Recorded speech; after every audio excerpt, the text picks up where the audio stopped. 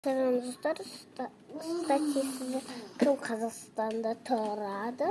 Мен бір подписчикті көрдім жаңа телефонда. Осы ютубтан біреу именно біреуше Қазақстанда тұрады. Бірінші былай жасаған, и былай аударғанда былай жасаған, и факюденде былай жасаған. И ол Қазақстан шықты. Соған мен бір подписчикті, ол білмеймін кім екенін, зато көреміз кім екенін. Президентский паркқа, пожалуйста, келіңіздер, демалыста асықпай. Кешікпеңіздер. Кажется, сенбіде барамыз сіздерге. Ал сау болыңыздар, және тіркеліп кетіңіздер.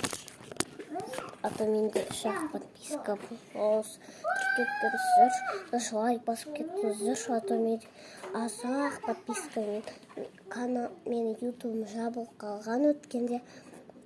Менде бірақ 23 деп 35 сондай подпискалар болған еді. 36, енді олар жоқ.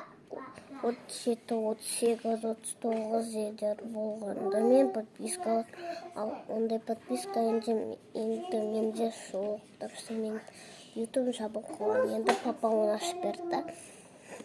Менде енді ютуб канал бар. Енді пожалуйста, келіңіздер. Мына жерде подписка тұрады, оны сұр қылып жіберіңіздер. Сосын лайкты көк қылып жіберіңіздер. Пожалуйста, ал сау болыңыздар.